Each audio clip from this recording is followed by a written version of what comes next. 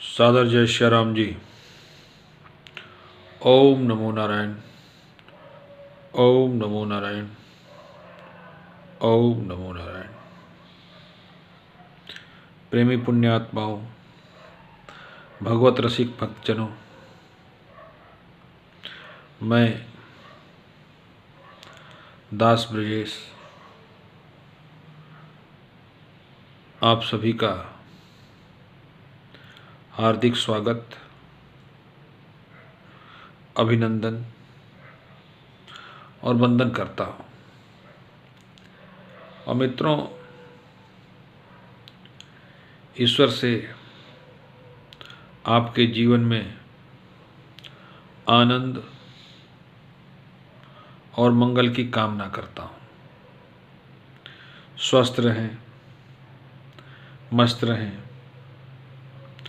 लेकिन मित्रों, ये जो शब्द है ना, लेकिन, किंतु और परंतु, ये जहाँ लग जाते हैं, यहाँ व्यक्ति का पूरा व्यक्तित्व ही प्रश्नवाचक हो जाता है। आप स्वस्थ रहें, मस्त रहें, फिर हमने कहा लेकिन आप बहुत अच्छे हैं, लेकिन तो एक लेकिन पूरी अच्छाई पर प्रश्न खड़ा कर देता है। तो हम कैसे स्वस्थ रहेंगे, कैसे मस्त रहेंगे? इसके लिए हमको सोचना होगा।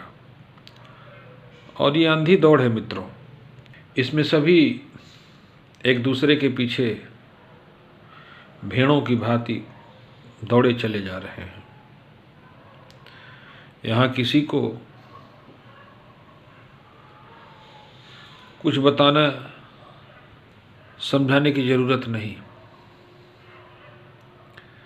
और सच कहें तो जिसको कोई नहीं समझा पाता, वक्त उसको बखूबी समझा देता है।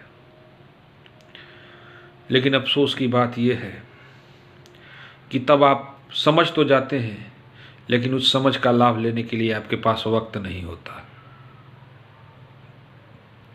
इसलिए वक्त रहते समझ जाएं तो ये वक्त हमारा हो जाता है। और वक्त गुजरने के बाद अगर वक्त ने समझाया तो हमारे पास सिर्फ और सिर्फ पश्चाताप और पछतावा ही रह जाता है। क्यों? इसलिए कि हमारे पास कुछ करने के लिए अब वक्त नहीं बचा होता।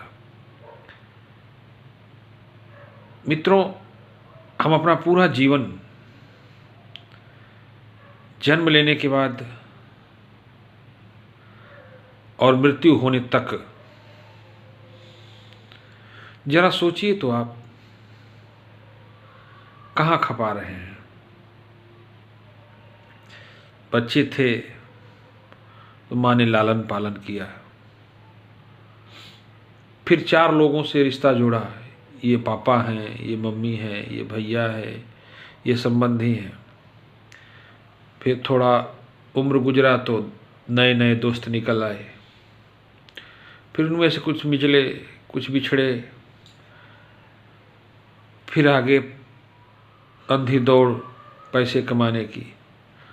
ऐसे करते करते मित्रों, हम आज तक खुद को जान ही नहीं पाए। और पूरी दुनिया का आवागमन इसी तरह से लगा हुआ है।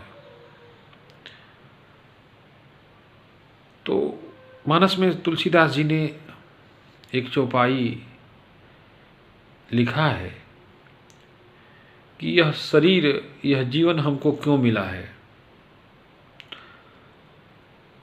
तुलसीदास जी कहते हैं कि एहि तन कर फल विषय न भाई,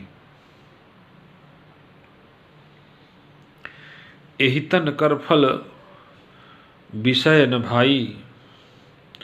जब इस शरीर का फल विषय नहीं है तो है क्या? क्योंकि हमारा पूरा जीवन तो विषयों के पीछे ही निकल रहा है। पूरा जीवन विषयों के पीछे। हाँ, अब इसमें एक बात आप गौर करिएगा। गौर करने वाली बात यह है कि तुलसीदास जी ने कहा कि एहि तन कर फल, एहि तन कर फूल, एहि तन कर पत्ती, एहि तन कर टहनी, एहि तन कर शाखा, एहि तन कर अंकुर, एहि तन कर जड़ नहीं कहा। क्या कहा? एहि तन कर फल, मतलब जड़ से तना, तना से शाखाएं, शाखाओं पर टहनियाँ, टहनियों में पत्ते, पत्तों के बाद फूल, फूल के बाद अंकुर, और जब सब नष्ट, अंकुर भी अपनी सीमा लांघ गया, तब जाके फूल खत्म हुआ, अंकुर खत्म हुआ, तब जाके फल लगता है मित्रों। तो मतलब उस वृक्ष की सार्थकता क्यों है मेरे भाई, आप समझो। आम का वृक्ष लगाया आपने ना, तो आम के वृक्ष की सार्थकता क्या है? आम का फल प्राप्त करना। अब आपने अगर वृक्ष लगाया और वो वृक्ष पूरी जीवन फला ही नहीं, आम का वृक्ष लगाया और आम के वृक्ष ने फल नहीं दिया, तो उस वृक्ष के लगने की सार्थकता क्या है? निरर्थक है। ठीक उसी प्रकार से मित्रों, बाबा तुलसीदास कहते हैं कि ये जो शरीर है ना, ये शरीर जो है, तो इसके जो मूल है, तना है, टहनी है, शाखाएं हैं, फिर उनमें निकलने वाले पत्ते हैं, अंकुर है, ये सब साधन है। और ये साधन किस तक पहुंचने के लिए हैं? फल की प्रक्रिया तक पहुंचने के लिए ये साधन है। तो मित्रों, हमको इन साधनों के क्रम से आगे गुजरते हुए उस फल तक पहुंचना है, तब जाके वो फल प्राप्त होगा। तो बाबा कहते हैं कि इस जीवन का फल क्या है? एहि तन कर फल विषय न भाई। इस तन का फल विषय नहीं है। विषय मतलब फल, विषय मतलब टहनियाँ नहीं है, पत्ते नहीं है, तना नहीं है, अंकुर नहीं है। इसका फल क्या है? इस शरीर का फल भजिया राम। ये शरीर क्यों मिला हमको? भजन करने के लिए। बाबा कहते हैं कि भजिया राम सब काम बिहाई। राम का भजन करते करते जब सारे काम छूट जाएं, परमात्मा से प्रेम में जब खुद के भी होने का बोध न हो, सब कुछ छूट जाए। कैसे छूटने का बोध न हो? गौर करिएगा, छूटने का बोध न हो। ईश्वर से प्रेम करते करते जब कुछ भी होने का बोध न हो और आप ईश्वरमय हो जाएं, तो यही शरीर की सार्थकता है मित्रों। आप सभी समझदार हैं, ज़्यादा कुछ नहीं कहूँगा, बस इन्हीं बातों के साथ अपनी वाणी को विराम देता हूँ। उम्मीद करता हूँ कि हमारी बात के जो सार्थक संदेश हैं वो आप ग्रहण करेंगे, इसका लाभ लेंगे। और हाँ, अगर हमारी बातों से किसी की भावनाओं को ठेस पहुँचा हो, किसी की भावनाएं आहत हुई हो, तो उसके लिए हम साष्टांग दंडवत के साथ क्षमा प्रार्थी हैं। सादर जय श्री राम।